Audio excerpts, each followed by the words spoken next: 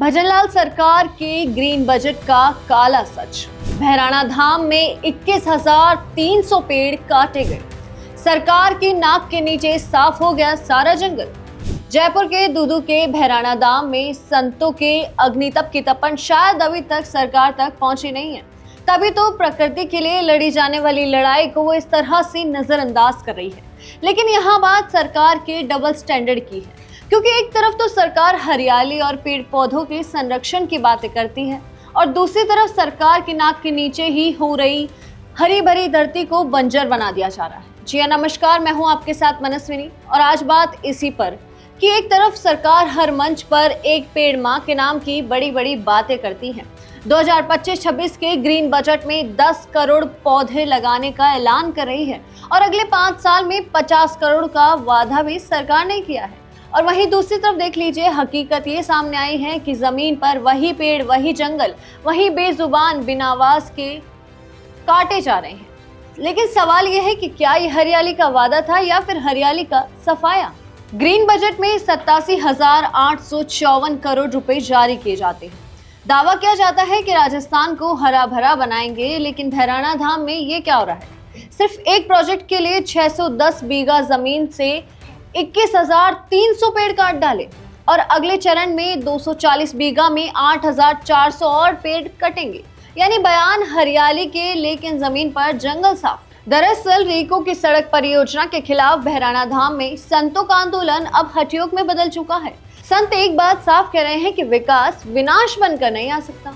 परियोजना 850 बीघा में फैल रही है और संत इसे पर्यावरण के खिलाफ सीधा वार भी बता रहे हैं। अब गर्मी बढ़ रही है, आंदोलन तेज हो रहा है, लेकिन सरकार खामोश है। आखिर किस बात का इंतजार कर रही है सरकार? क्या सब कुछ खत्म हो जाने का टाइम देख रही है? 2023 में जो इलाका हरा भरा था, आज वहां सिर्फ खाली मैदान है। वहां पर अब कटाई में खेजड़ी, बबूल, झाड़बेरी, नीम, खैर, कैर, सतवारी जैसे काफी औषधियां पेड़ काटे गए। यानी सिर्फ पेड़ नहीं, पूरे इकोसिस्टम की रीढ़ पर ही वार कर दिया गया। पेड़ों की कटाई तो सबसे बड़ा असर उन बेजुबानों पर पड़ा है जिनका घर इन्हीं जंगलों में था। आंकड़े भी आपको बताते हैं जो कि काफी चौंकाने वाले हैं।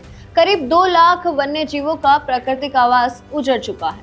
इससे 1,000 राष्ट्रीय पक्षी मोर, 1 लाख तितलियां, 80,000 मधुमक्खियां, 10,000 गोयरे और दूसरी चिड़ियां, 2800 के आसपास खरगोश, भेड़िए समेत और कई वन्य जीव और 3500 से ज्यादा रेप्टाइल्स को अपना घर छोड़ना पड़ा है। कुछ तो मर गए, कुछ रिहायशी इलाकों की तरफ चले गए जहां वे ज्यादा दिन तक जिंदा रह भी नहीं पाएंगे। यहाँ ध्यान देने वाली बात यह है कि ये सिर्फ जीव नहीं है, ये धरती की बायोडायवर्सिटी का आधार है। ये आधार टूट रहा है तो सरकार अब जवाब दे कि 10 करोड़ पौधे लगाने का दावा और लाखों जीवों का आवास उजाड़ने की कार्रवाई, दोनों साथ कैसे चलेगी? क्या हरियाली सिर्फ भाषणों में है? क्या ग्रीन बजट सिर्फ कागजों की हरियाली है? और सबसे बड़ा सवाल ये कि क्या विकास के नाम पर पर्यावरण को गिरवी रख दिया गया है? भैराणा धाम में संत लगातार चेतावनी दे रहे हैं कि जल्द ही कुछ नहीं किया गया तो बहुत ही बुरा अंजाम होगा। आप इस पर क्या सोचते हैं?